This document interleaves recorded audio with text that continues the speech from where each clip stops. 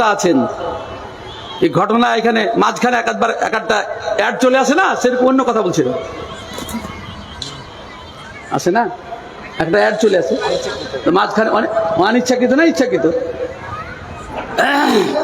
রাসূল আকরাম সাল্লাল্লাহু আলাইহি ওয়াসাল্লাম বলেছেন, শাইখুল হাদিস সাহেব, বুখারী হাদিস, আইয়াকুম মাল ওয়ারিসি আহাব্বু ইলাইহি মিন মালি, তোমাদের মধ্যে কেমন আছে যে ওয়ারিসের মালকে পরের মালকে নিজের মাল থেকে বেশি ভালোবাসে? সাহাবায়ে কেরাম বললেন যে না, আমরা সবাই তো নিজের মালকে ভালোবাসি। বলে আল্লাহ রাসূল বলতে, তোমার নিজের মাল তো তিনটা, তুমি যা খেলা, যা পড়লা, যা দান করলা, এটা তো তোমার মাল। ওমা তারাকা ফাহুয়া লিওয়ারাসাতিহি ফাইন্না যায়িবুন ওয়া তারিকুল লিওয়ারাসাতিহি, আর যা ছেড়ে গেল সব তো পরের মাল। আমি একটা হিসাব আপনাদেরকে দিই, অন্ধকারে চেহারাগুলো দেখা যাচ্ছে না, ভালো লাগছে না, যাই হোক একটা হিসাব দিই। আজকে রাত্রে গিয়ে ঘুমাবার সময় ছেলেদের জন্য কতটা ছাড়ছেন আর আপনার নিজের জন্য কতটা স্টক করেছেন, একটু হিসাব করবেন। যদি দেখা যায় যে আপনি আপনার গোটা লাইফে দিনের কাজে, দানের কাজে বা ভালো কাজে খরচ করেছেন, সেগুলোর পরিমাণ যা ছেড়ে যাচ্ছে তার থেকে বেশি হয়, তাহলে আপনি আত্মঘাতী মানুষ, নিজের ক্ষতি করছেন।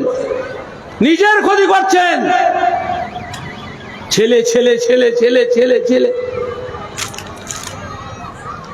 মুরগিগুলাকে দেখেছেন, মুরগিগুলাকে একটু বড় হলে ঠুকুর মেরে তাড়িয়ে দেয়, যা চোরে খাগা। আর এই মানুষ এত বুদ্ধিমান জিনিস, ও ছেলেকে খাটাবে না, আর বাপের যতদিন আছে খাটতে চাহে কিন্তু ওর ছেলের ভবিষ্যৎ নষ্ট করে দিলে সবকিছু নষ্ট করে দিলে। যাই হোক, অন্য কথায় চলে গেছিলাম। এই মাঝখানে এটা একটা কি বলে গো, দুই বাক্যের মধ্যখানে থাকলে কি বলে ওকে ইংরেজিতে? দুই বাক্যের মধ্যখানে নতুন একটা বাক্য প্রবেশ করলে তাকে কি বলে ইংরেজিতে? ইনভার্টেড কোটাটা তো ওটা তো বললাম, আমাদের আরবিতে বলে জুমলায়ে মুতারেজা, অর্থাৎ দুই বাক্যের মধ্যখানে একটা বাক্য প্রবেশ করে গেছে, ওর ওই বাক্যের সাথে কোনো সম্পর্ক নাই, নতুন একটা বাক্য সেন্টেন্স ঢুকে গেছে। আপনাদের ইংরেজিতে এরকম থাকবে। যাই হোক, ইনভার্টেড কমার মাধ্যমে তাকে ইন্ডিকেট করা হয় যে এটা ওই বাক্যের সাথে সম্পর্ক নাই, কিন্তু ওই বাক্যটার নাম কি আমি ওটা জানতে চাইছি। আমি যেটা বলতে যাচ্ছি, ওমর ইবনে আব্দুল আজিজের 14 আর 6 20টা সন্তানের জন্য কিছুই ব্যবস্থা করে, এটা বিবির অভিযোগ। ওমর ইবনে আব্দুল আজিজ বলছেন যে আমার তো অবস্থা শেষ অবস্থা, তো আমাকে একটু উঠিয়ে বসানো হোক।